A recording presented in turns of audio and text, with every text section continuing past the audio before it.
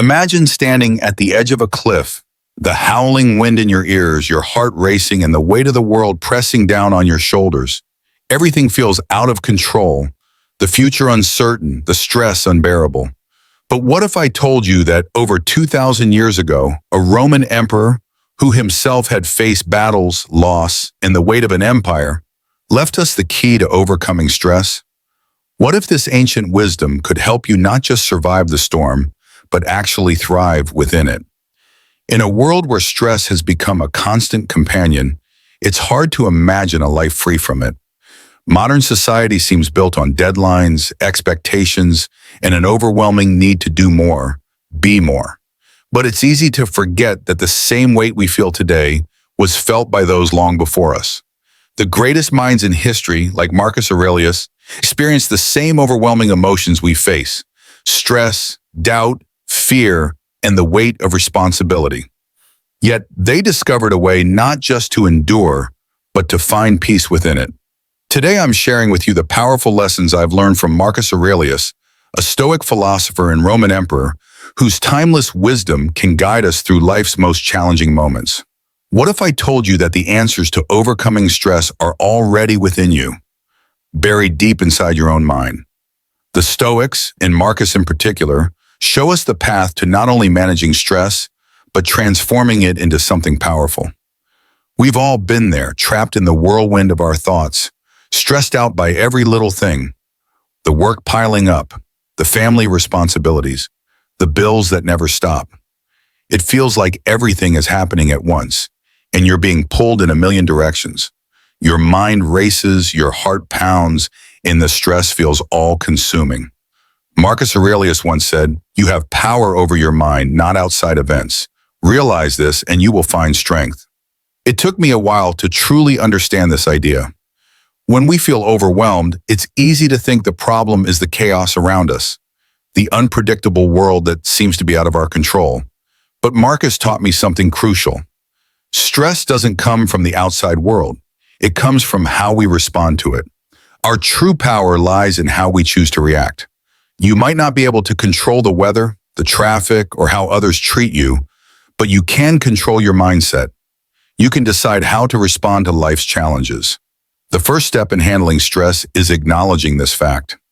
Recognizing that you have control over your reactions, over your thoughts, is liberating.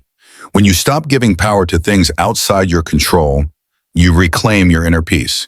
Take a moment to breathe. Let go of the things you can't change. Focus only on what you can control: your thoughts, your attitude, and your actions. This is the first step in freeing yourself from the grip of stress. I know what you're probably thinking. This all sounds good, but what about the things I can't control? It's easy to say I can control my thoughts when everything is calm. But life throws curveballs, doesn't it? Health issues, financial troubles, personal loss. There are countless things that come at us without warning, and it can feel like everything is spiraling out of control.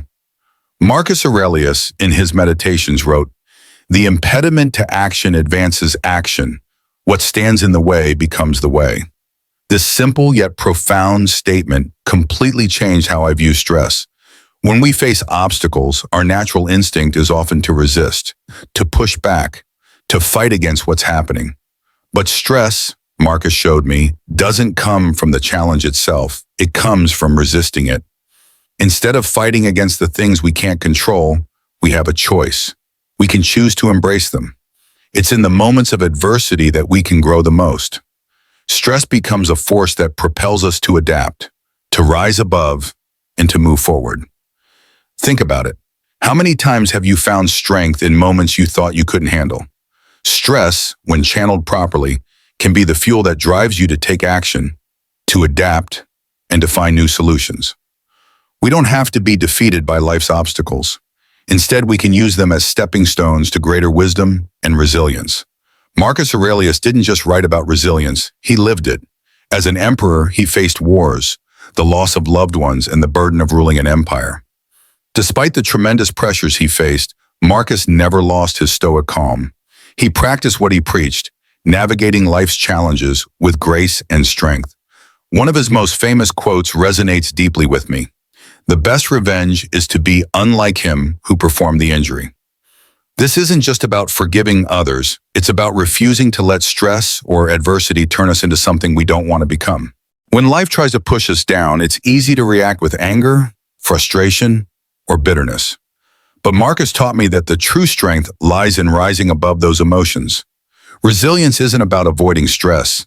It's about learning to navigate it with wisdom. It's about taking life's challenges and turning them into opportunities for growth. Stress becomes a tool, not a trap, when we use it to sharpen our character, strengthen our resolve, and deepen our wisdom. And as you face life's challenges, remember this: stress doesn't define you. Your response to stress, the choices you make in those moments of pressure, that's what shapes you.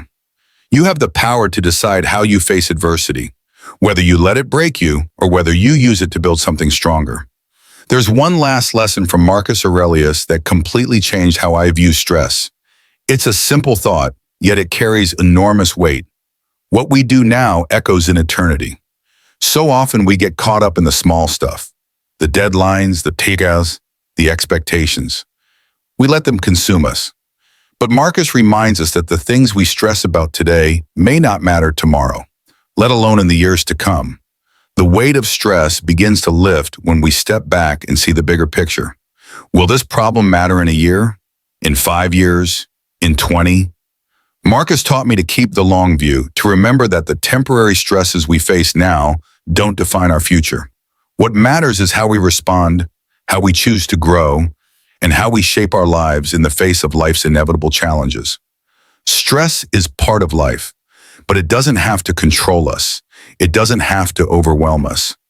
Marcus Aurelius showed me that we have the power to rise above stress, to choose our response, and to use it as a tool for personal growth.